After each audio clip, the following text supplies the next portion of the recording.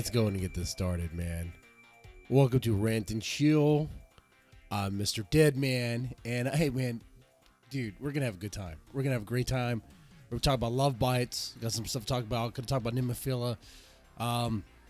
With Love Bites, we're gonna talk about the ranking. It's really good stuff, really good news. Talk about some merchandise. Talk about some news you got to know about, and some other details about their new album.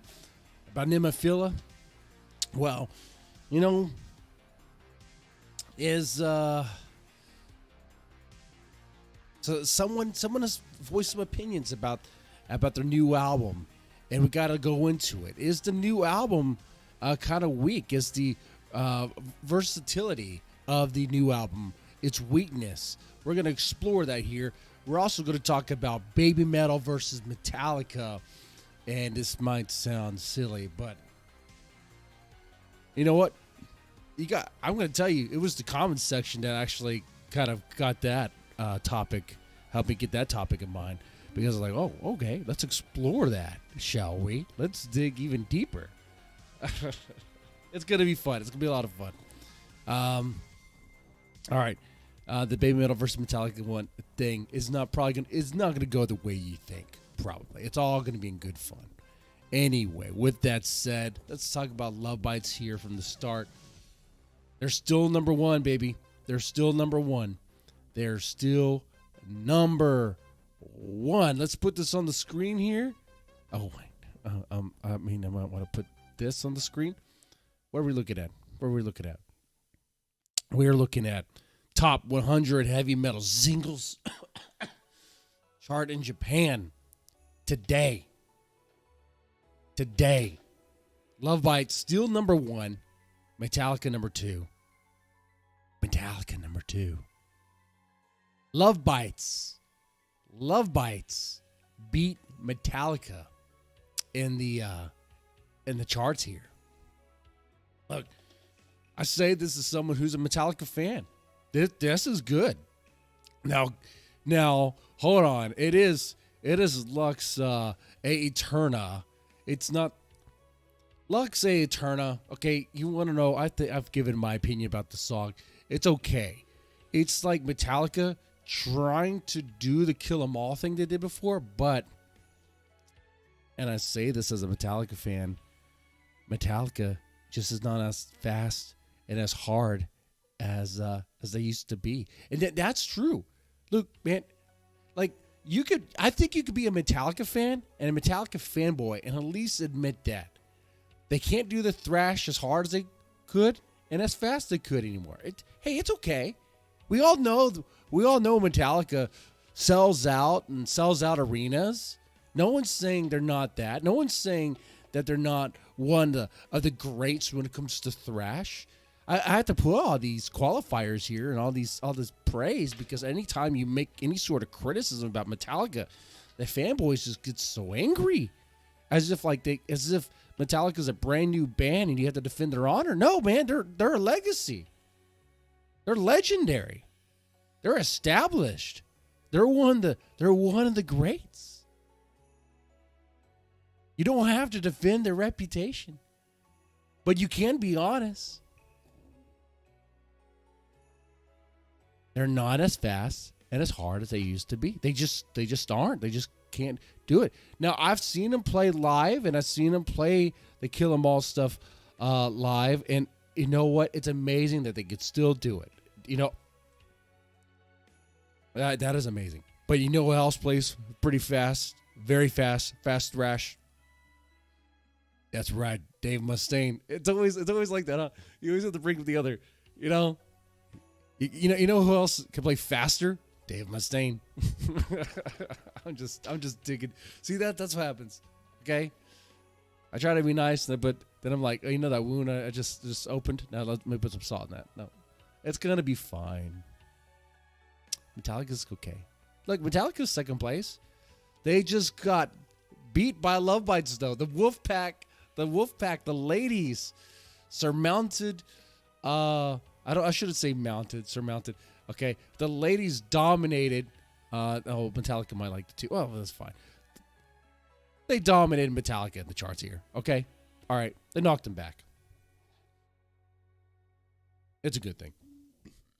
It's 100% a good thing. You know, if they wanted number one, maybe they should have sent their best and not the Lux Aeterna. Okay? With Lovebites, man, Judgment Day, they weren't playing around with that. Lovebites was not playing around with Judgment Day. You know what? I'm glad it was power metal. I'm glad it was power metal. I was right on my prediction there.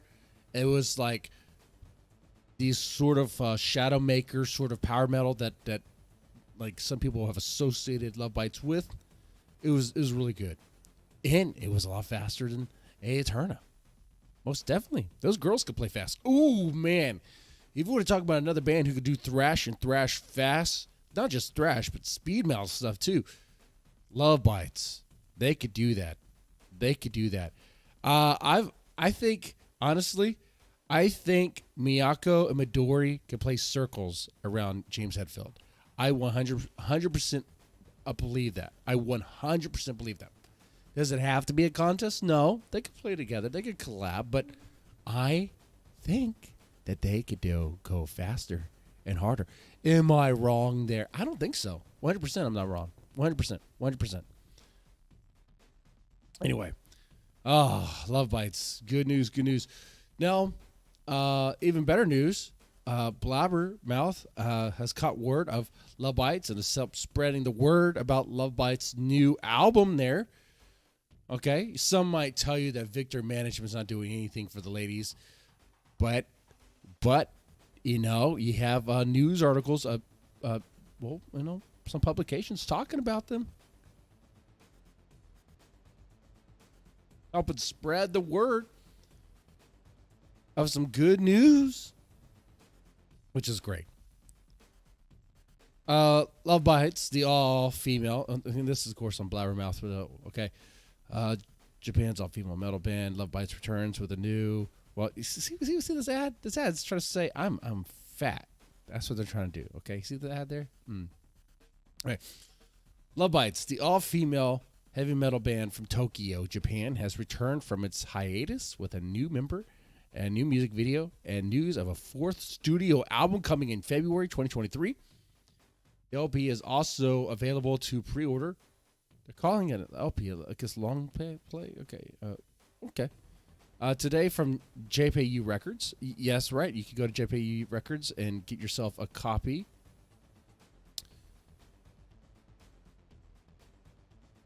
I will get myself you can do the CD.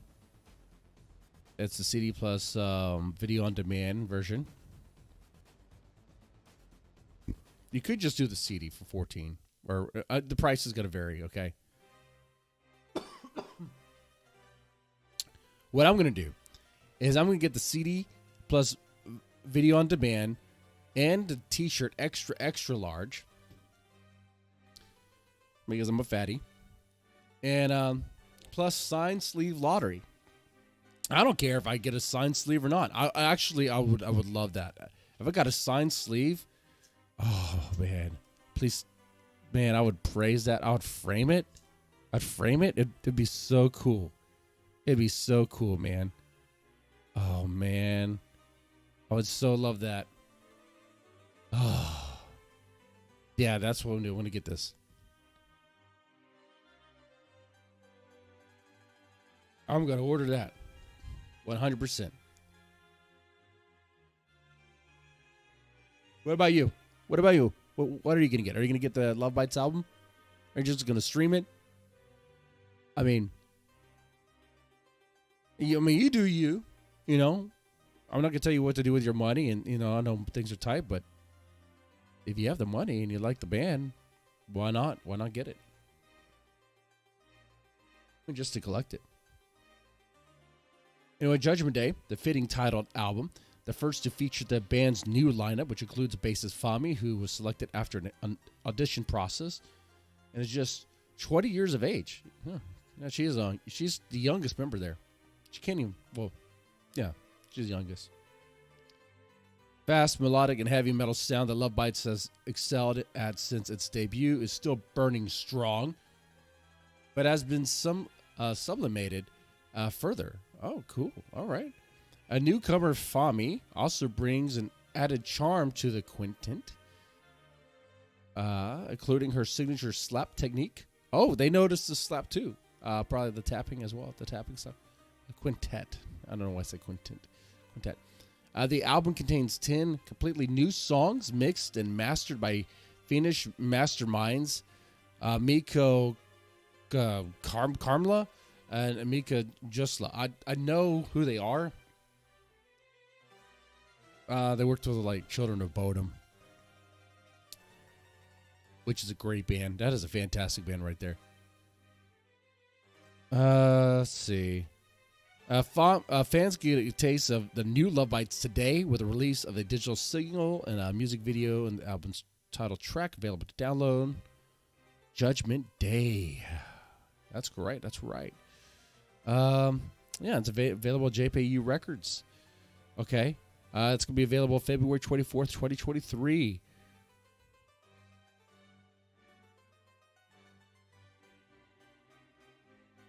Amazing. Good stuff. Exciting news. Here we have the lineup. Other than the lineup, we have the track listing here. But speaking of track listing, let's show something on the screen here because we got this. This is a track listing. This is a track listing. But with the times. See, I like you guys. I like that you guys listen to me ramble and you go, you know what? We have something to offer Mr. Deadman. And you did. Someone, his name is there on the screen, Paul, Polymose, really helped out here.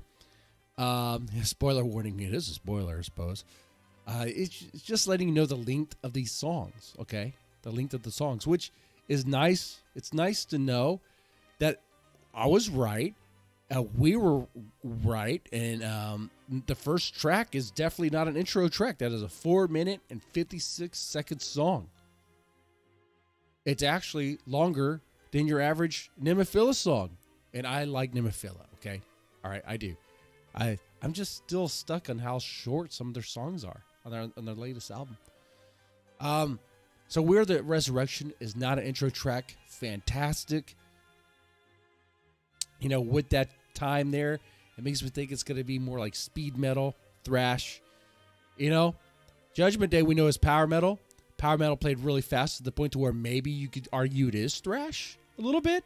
It's spirit, definitely in the speed of it.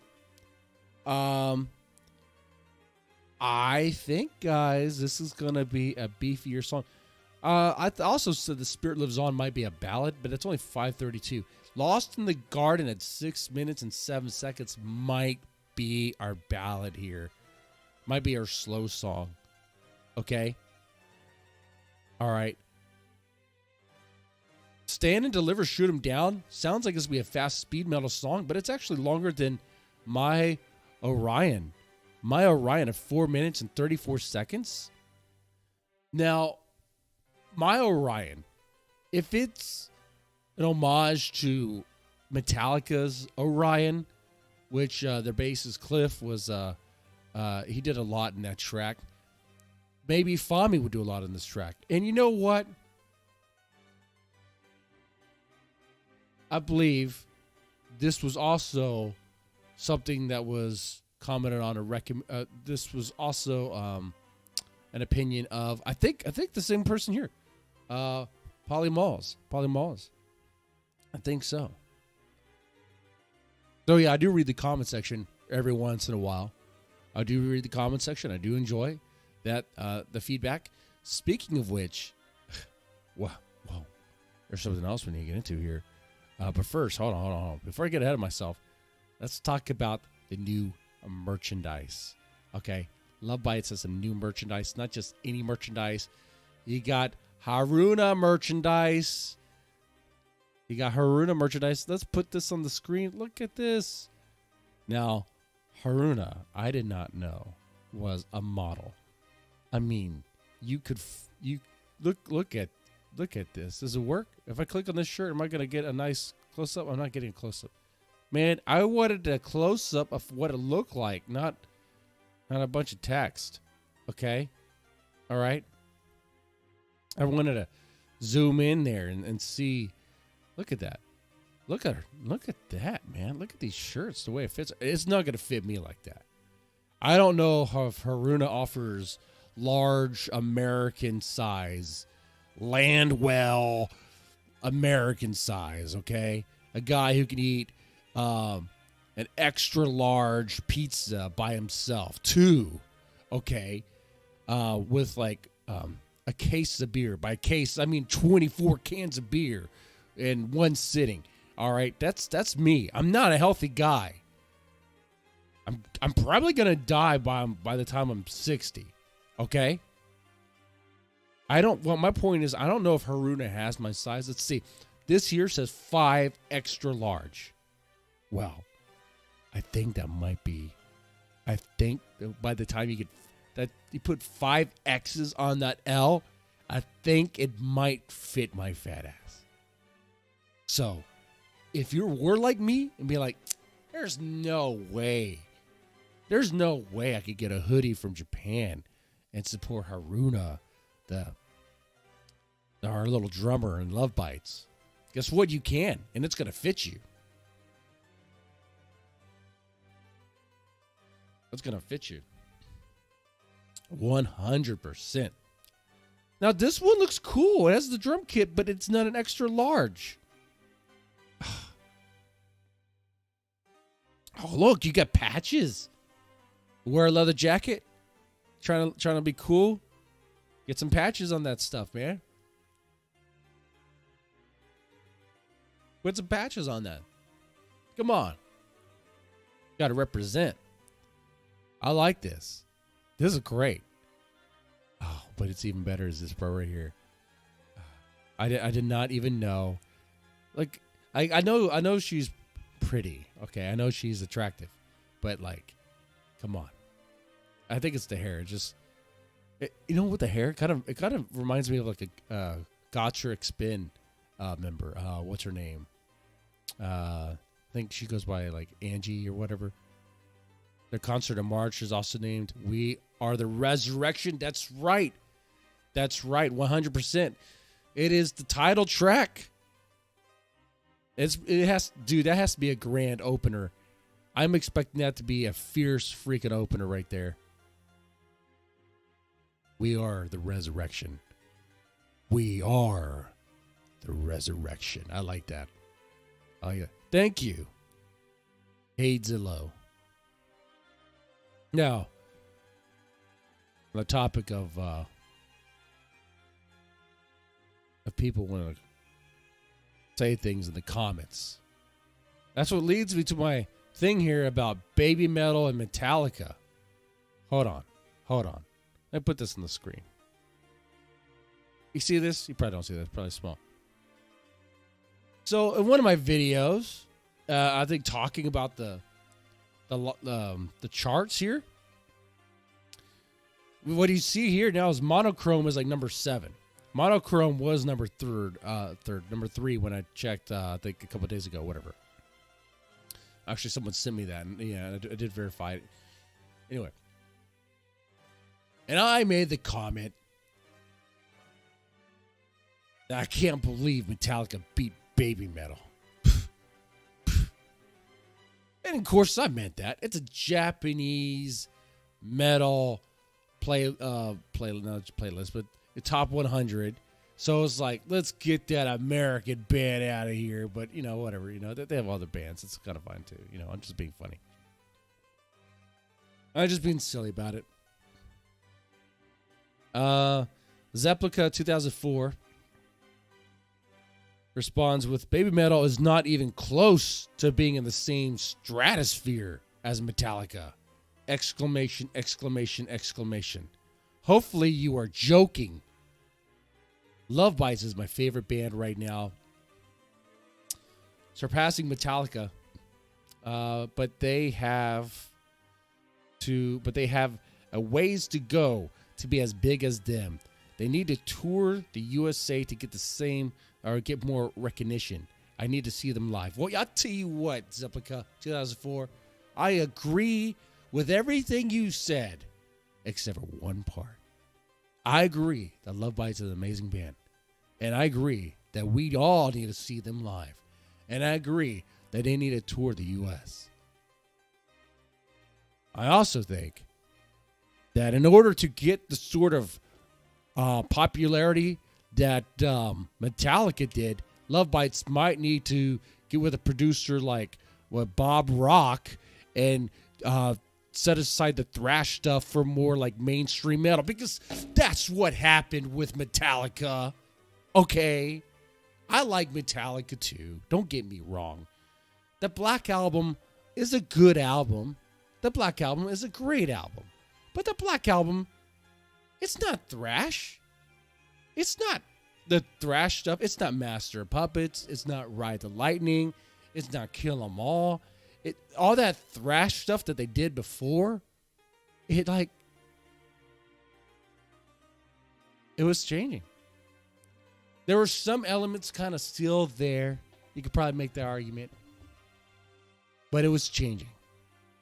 It was changing to be more mainstream. There was a vision for it, and it worked. It worked. It worked well. It worked well. I mean, they made a crap ton of money. They sell out arenas. I'm not saying it was a bad decision. I wasn't even planning to go down this argument here, but you should really, the thing I think you got wrong there is Baby Metal is not even close to being in the same stratosphere as Metallica. That is an incorrect statement, sir, and you will take that back. You will 100% take that back. Metallica sees the value in Baby Metal. Same sort of value that Rob Halford saw, or sees, I should say. He still sees. Same sort of value that Rob Zombie sees. Okay? Metallica in 2017 chose Baby Metal to support them when they played in Korea. All right, they didn't have to do that. But you know why they did that? Because they saw them in 2013 and they're like, you know what? This stuff is legit. Metallica was like, you know what? This Baby Metal stuff is legit. They're on a whole other level. They didn't understand it at first. They're like, it's kind of weird, but they recognized the energy. They recognized their devotion to metal. And they're like, hey, open for us. Open for us. Baby Metal. And they did. You know why they did that? Because that group, they love Metallica. I could show you the quotes. I could read you the quotes. But is Baby Metal better than Metallica? Well, let's take a look here. Let's explore this argument here. Let's be as silly as we can about this, huh? Oh, man. Let's see. Is Baby Metal better than Metallica? Well, I don't know. Metallica, you can be like, well, Metallica plays their instruments. When Baby Metal plays live, they have a live band too. So you don't even start with that. You start with that, it tells me you don't even know anything about Baby Metal. You're just being ignorant. All right. There's a band, and they do play. All right. And the girls, they sing and they dance. They sing and they dance. And they sing and they dance even some more. Okay? And they hype up the crowd.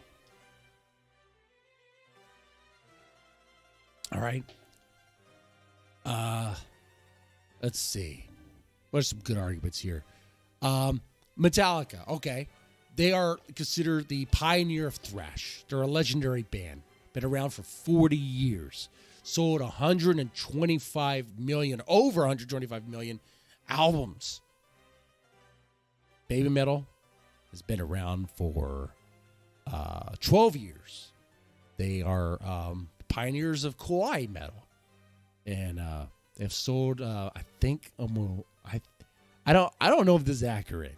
I think they've only sold over 300,000. So not a whole lot, okay, compared to 125 million. But They get gold status, okay? Their albums do. And that's cool. All right. But you know what? Albums, we don't really do albums anymore, right? Do we? I mean, it's all about streaming now. Let's see. I mean, let's take a look at some other stats. Okay, let's look at let's look at music videos. I checked today, and based on today's stats, Metallica's Lex Eterna music video has 12 million views. Amazing. All right. Baby Metal Monochrome has it had 1 million. It had 1 million. And Divine Attack at 1.8 as well. So if you combine them together, 2.8. So okay, probably doesn't compare. You know what? I don't know. This comparison's silly too, because we're talking about Metallica. I mean, we're talking. They have a music video on their most popular music video on their YouTube channel is Nothing Else Matters with 1.1 billion with a B.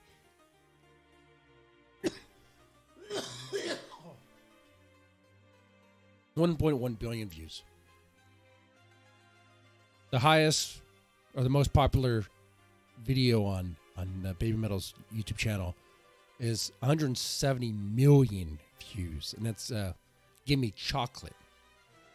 I mean, not bad, but obviously doesn't compare. And how do you compare? One band's been around for ever, for 40 years. The other one's new and niche and doing something different. And like I said, Metallica recognized that. You know what? There's one thing I could say about Baby Metal that I can't say about Metallica. That they haven't released a sellout album, okay? All their albums are pretty much consistently the same in tone. Though I think the other one's going to be a little bit darker. But you know what I'm saying.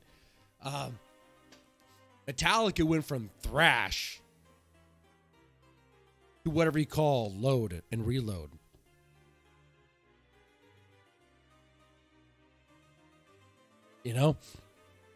So that's 1 point Baby Metal gets. So far, in their 12 years of existing, they've been pretty consistent. They've been consistent, although that kind of helps. Baby Metal's backing metal tracks are kind of inconsistent in that there's variety. And, some have more thrash elements, some have more of groove metal stuff going on. Some have more pop, some have more dance, but it's kind of a mixed bag, and it's nice. It works. I think that's better than if you look at Metallica's albums and you go from Master Puppets, and then you go to Injustice for All. All right. And then you go to the Black Album. Oh man, there's a difference. There's a big difference in the sound. And then you go to Load and Reload. Oh man, even bigger difference. Huh. That's what happened to the band? What happened to them? But, that's 1 point for Baby Metal. Look at that. Well, there you go. Baby Metal aren't sellouts. Boom. Mic drop. But really, this whole thing is silly. This whole thing is really silly. If anything, Baby Metal, they like Metallica a lot. They recognize Metallica they as metal gods, as god of metal, I should say. And here's some quotes. Sue on Metallica from A Louder Sound Metal Hammer said, Metallica. Oh, we're back. We lost connection for a bit. Okay. Well, let me read these quotes. Yeah, so Sue Metal in 2019 once again praised Metallica, saying that they're the god of metal and that she doesn't think it'll ever change. She saw them live in 2013 for the first time, and she was amazed by them. And then in 2017, they opened for them.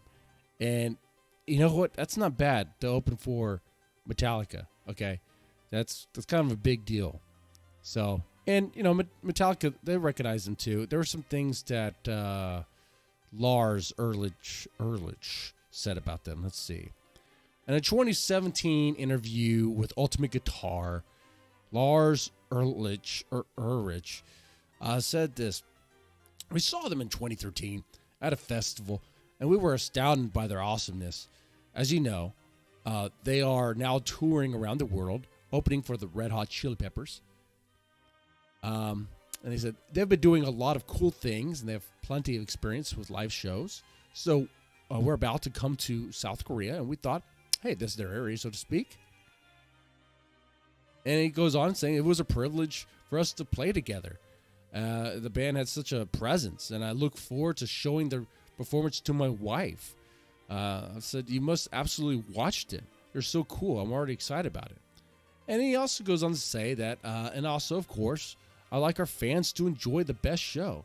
I don't know how many stages we'll share with Baby Metal, but I'm happy to be together with them for tonight's show.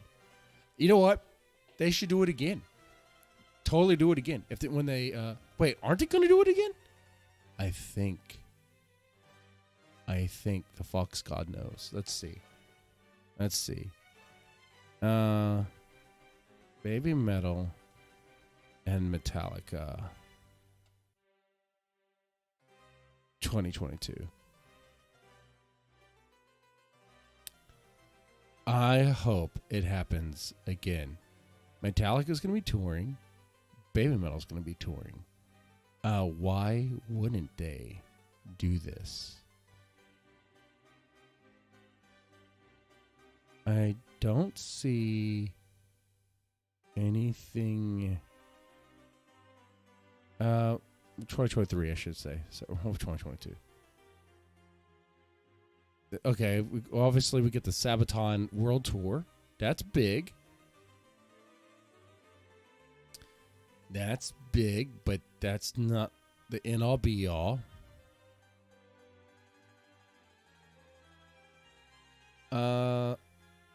Let's check.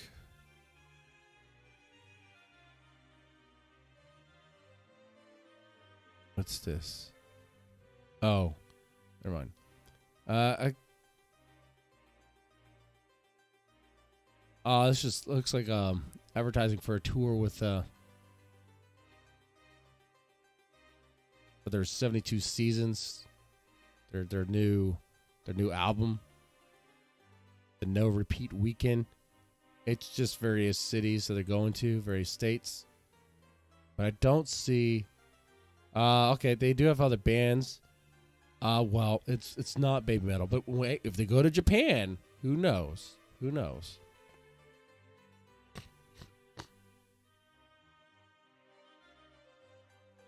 You know, you're going to get a Greta Van Fleet, Pantera, which I got to say, you know, the fans are loving this new Pantera. You know? I was kind of like on the fence about it, but the fans love it. It sounds good. You know? I was wrong. I was a little weary of people going to like something that does it have... that, you know, is of course missing two of the main members due to, death. But, yeah, no, people like it. They really love it, and they want more of it. So, good. Okay, anyway. That is good news. That is good to know. That Metallica will be doing that, but not with... We don't know. I mean, if they had a Japan, they might ask Baby Metal to open up. We don't know. Only the Fox God knows. Okay. Anyway. Now, let's get into Nemophila here. We need to talk about this album. Of course, you know, I like it. I'm a big fan of Nemophila. I like this album. Do I have it? I thought I had it saved.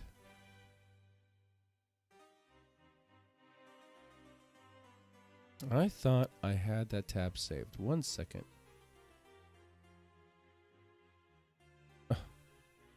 Let me pull it up.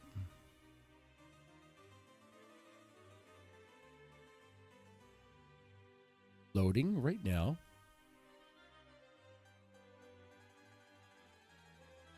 Okay.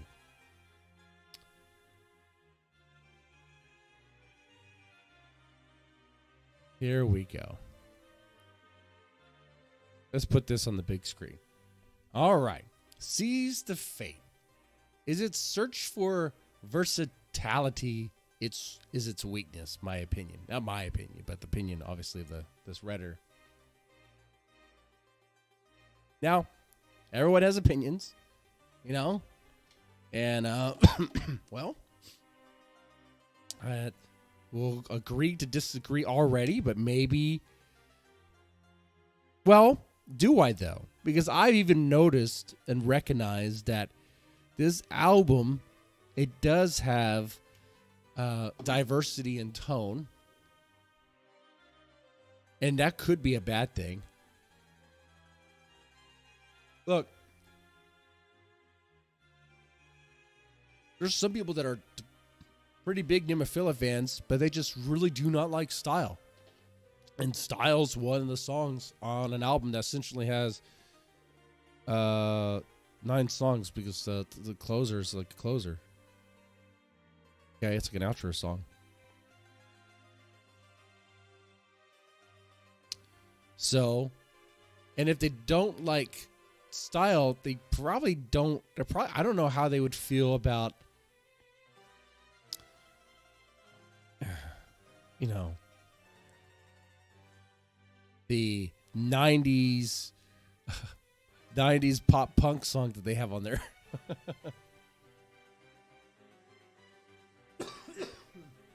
Let's take a look here. All right.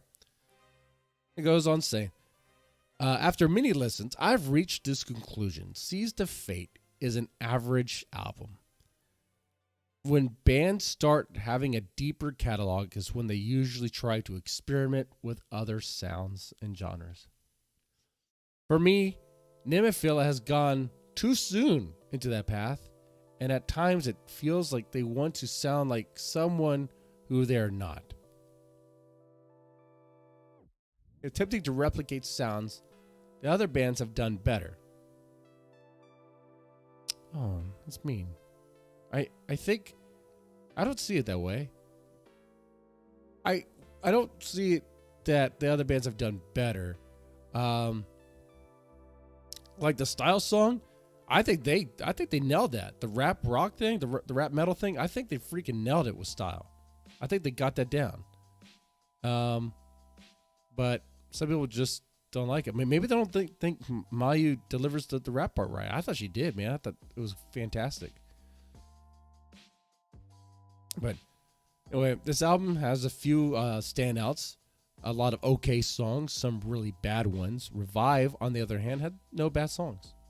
Okay. Yeah, Revive is a great album. Their standouts was Intin, Zen, and Abadana. Or Adabana, sorry. Dyslexia. Ooh. The okay songs was Seize the Fate. Oh, I'm surprised. If Zen was stand out, I'm surprised Seize the Fate wasn't stand out either. Huh. Ray of Light. Oh, I like Ray Light. Back Into the Wild. Oh, that's my favorite song on this album. Back Into the Wild, dude, that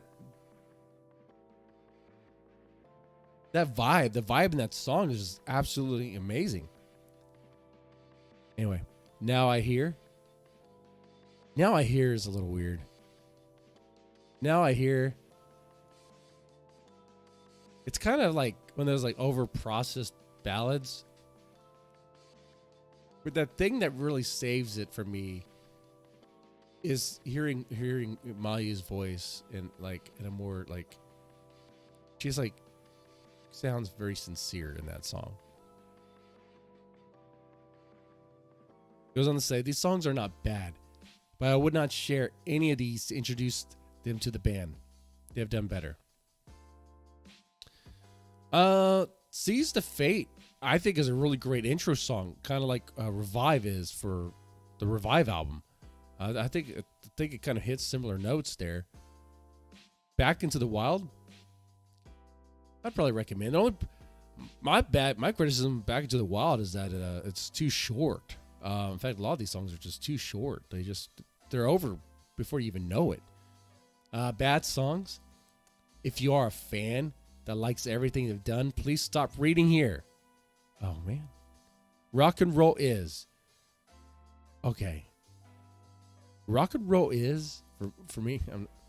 It's kind of, yeah, it's experimental.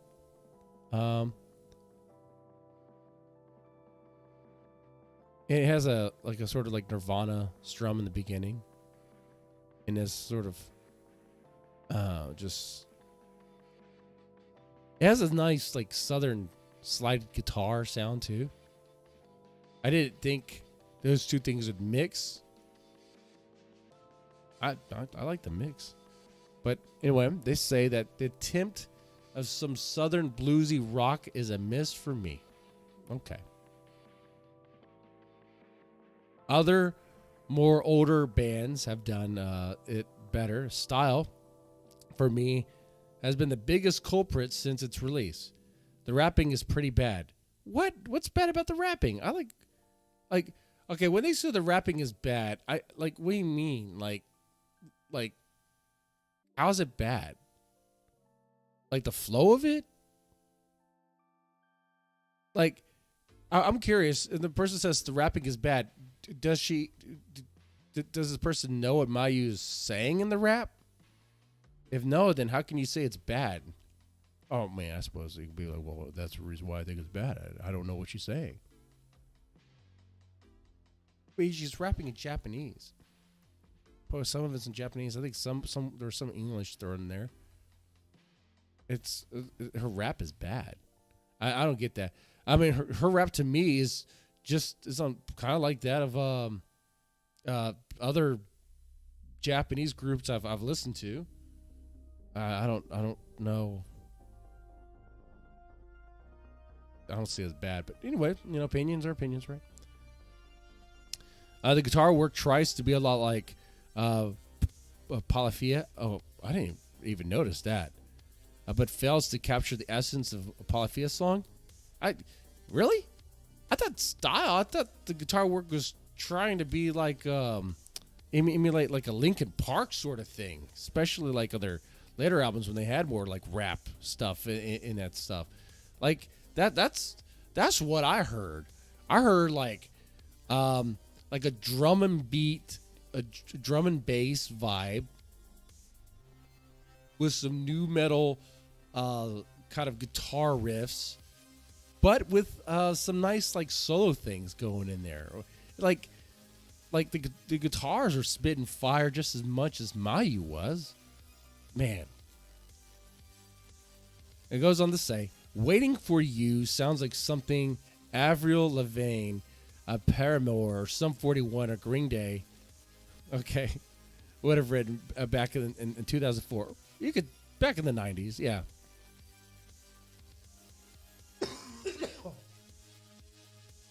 You forgot one band. You forgot Blink 182. Waiting for You sounds like a Blink 182 song. Okay?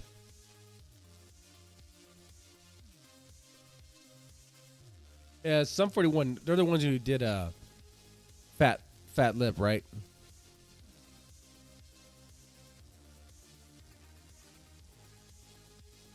See, the Nemophila ladies are old enough to be playing such a juvenile song. I guess too old to be playing it. You could play a juvenile song. What was juvenile? About pop? 90s pop? 90s punk pop is juvenile? Oh, man. Rammstein did Rammstein has a pop punk song, too, that had like a Nirvana vibe. Oh, man, what was the song called? It was very different from a lot of their stuff. Let's see.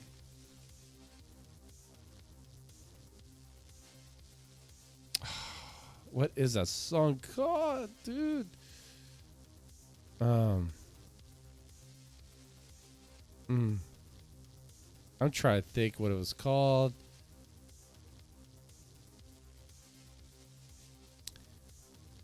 I don't know. I can't think of it right now.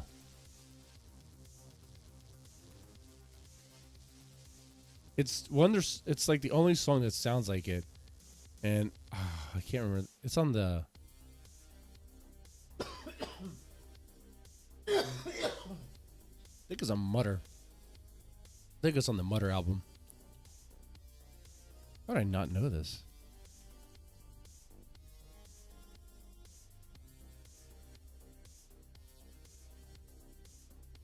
Is it Twitter? For real? Twitter? No, Adios. Adios. That's the name of the song.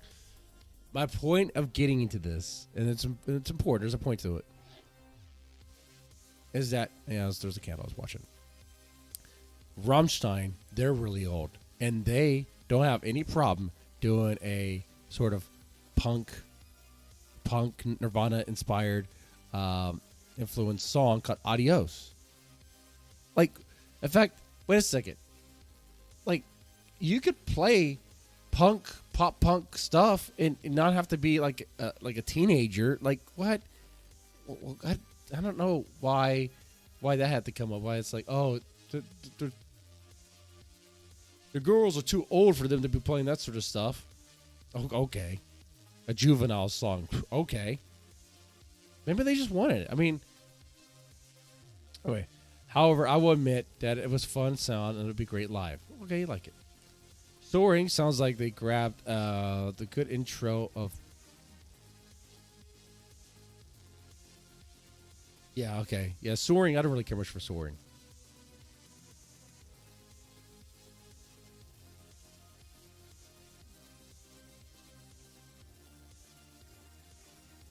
So,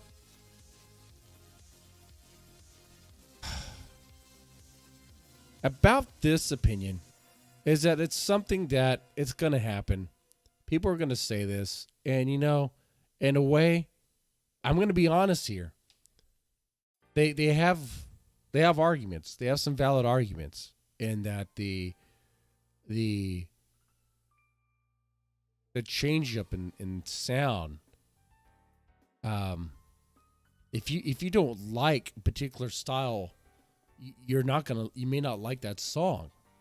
Okay, it's like Nemophila treated this album, the second album, like they treat their like YouTube page where they do a lot of covers of various bands, and the bands they cover are very different from one another. Is that what people really want from Nemophila? Is that what Nemophila really wants to give its listeners?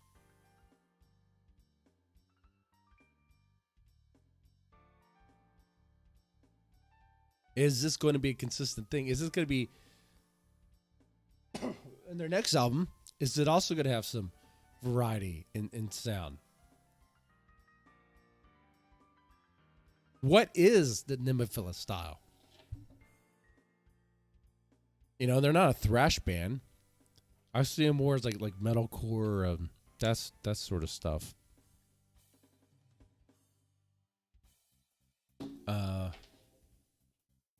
Like this is their second album. You know, I don't think they really know what their style is. But the ladies play well and they play hard. You know, I say that, but with certain songs, there's a consistent, like Zen, I still say Seize the Fate, Inten, Adabana, even Ray of Light. There's a consistency there, and especially the structure and the intensity of the riffs. You know, the main outliers would be like Back Into the Wild, but Back Into the Wild, I think is amazing. But anyway, I would like to hear more of that sort of drum style. That was really cool. But the big outliers would be like Style and Waiting for You. You know, if this album didn't have Style, Waiting for You, or Rock and Roll Is, and that's something that was more in line with what people expect from Nemophila, the album would probably be better. I think this album only ranked 12th place in the charts. I think so. Gotta verify that. Which that's not bad. It's not a bad place. You know, I think. Let's take a look at it right now. We're live. We can take a look at it right now.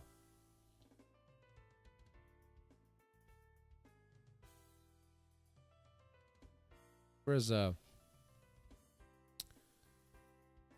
let's see if someone on the Reddit knows. Let's see if someone has it here. Seize the Fate debuted 12th place in the weekly Oricon album chart. Second in the weekly rock album chart. Okay, well, let's take a look at this. Take a look at this.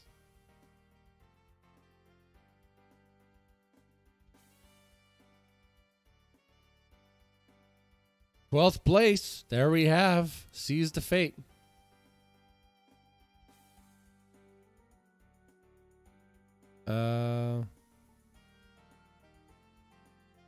Second place here. For what? What is this ranking? What's going on here?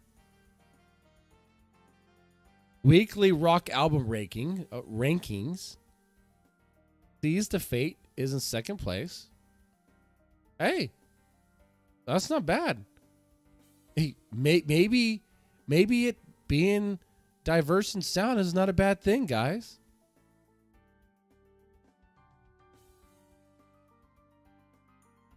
Because there's probably going to be people who really like those other songs that some don't like. Like, I'm an example. I like Style, and I like Waiting for You. I even like this one he brought up, Back into the Wild. So, like, there's going to be, oh man, you know, some people are just going to like other things, and that's okay.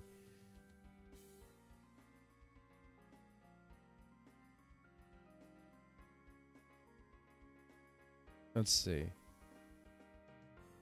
Yeah, so 12th place in the weekly Oricon album chart and second in the weekly rock album chart. Okay. Well, we'll follow that. We'll see how that changes. 11th place in the Billboard chart. Oh, okay. You know, I wonder how that compares to Revive. Can we get that comparison right now? Can we get that comparison right now? Let's see.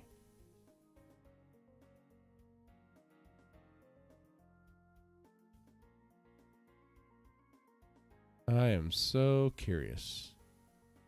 I think they have it on their wiki page. Let's see.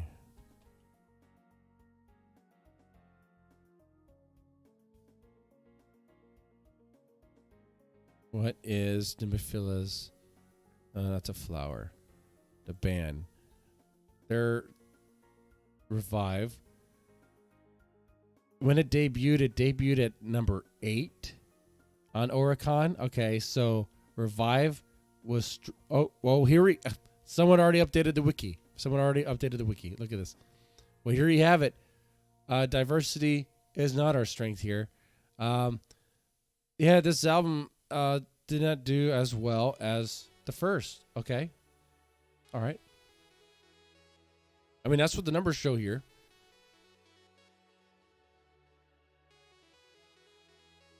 I mean, it's not a horrible album. I mean, it's not like it didn't make the chart. It's not like it was like in the 20s or somewhere like that, okay?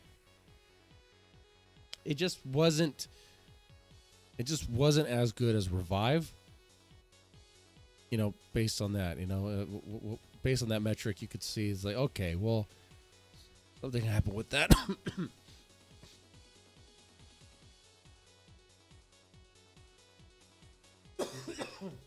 What's going to happen is when they tour, when they play a lot of live shows, They will see from the crowd reaction what songs people really like, and they will probably give more of that.